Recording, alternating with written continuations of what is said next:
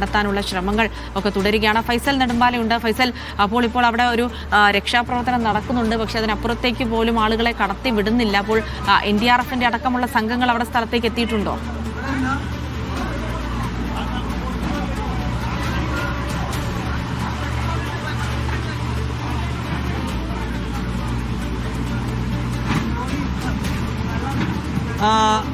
ജിൽസി, NDRFന്റെ സംഘം ഇപ്പോൾ പ്രദേശത്തേക്ക് എത്തിയിട്ടുണ്ട്.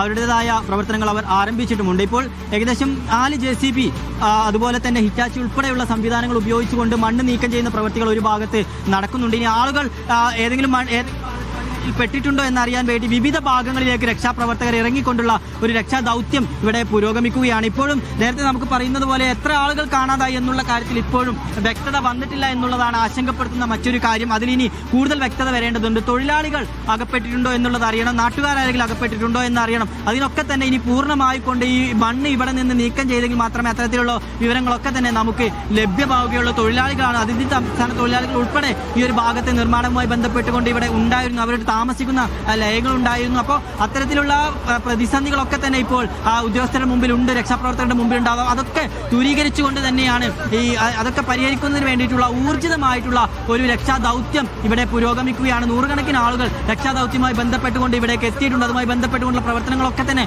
ഇവിടെ പുരോഗമിക്കുകയാണ്. ഈ വഴിയിലൊക്കെ വലിയ തരത്തിലുള്ള വാഹനങ്ങൾ നിർത്തിക്കൊണ്ട് രക്ഷാപ്രവർത്തകർക്ക് പലപ്പോഴും തടസ്സമായിക്കൊണ്ട് പല വാഹനങ്ങൾ നിർത്തിയതായി വിവരങ്ങൾ ഉദ്യോഗസ്ഥർ നൽകുന്നുണ്ട്. അതുകൊണ്ട് തന്നെ കൂടുതൽ ആളുകൾ രക്ഷാപ്രവർത്തകരല്ലാത്ത ഉദ്യോഗസ്ഥരല്ലാത്ത ആളുകൾ ആരും തന്നെ ഈ ഒരു പ്രദേശത്തേക്ക് വരരുത് എന്നുള്ള മുന്നറിയിപ്പ് കൂടി ഉദ്യോഗസ്ഥർ നൽകുന്നുണ്ട്. അത് ഇവിടുത്തെ രക്ഷാപ്രവർത്തനത്തിന് വെല്ലുവിളിയാകുന്നു എന്നൊരു സംശയം കൂടി ഉന്നയിക്കുന്നുണ്ട്. എന്തായാലും ഈ ഭാഗത്ത് ഈ പുഴയുടെ താഴ്ഭാഗത്തും മറ്റ് 4 ഭാഗങ്ങളിൽ പുഴയുടെ 4 ഭാഗങ്ങളിലുമായിട്ടുള്ള തിരച്ചിൽ നടക്കുന്നുണ്ട്. രക്ഷാപ്രവർത്തകർ എല്ലാ സജ്ജീകരണങ്ങളുമായി ഓരോ ഭാഗത്തേക്ക് ഇറങ്ങിക്കൊണ്ട് ആളുകൾ പെട്ടിട്ടുണ്ട് എന്നുള്ള സംശയത്തിൽ അവിടെയൊക്കെ തിരച്ചിൽ നടത്തുന്ന ഫൈസൽ തുടരുക. വലിയ തിരച്ചിൽ ആ പ്രദേശത്ത് നടക്കുകയാണ് ഇപ്പോൾ.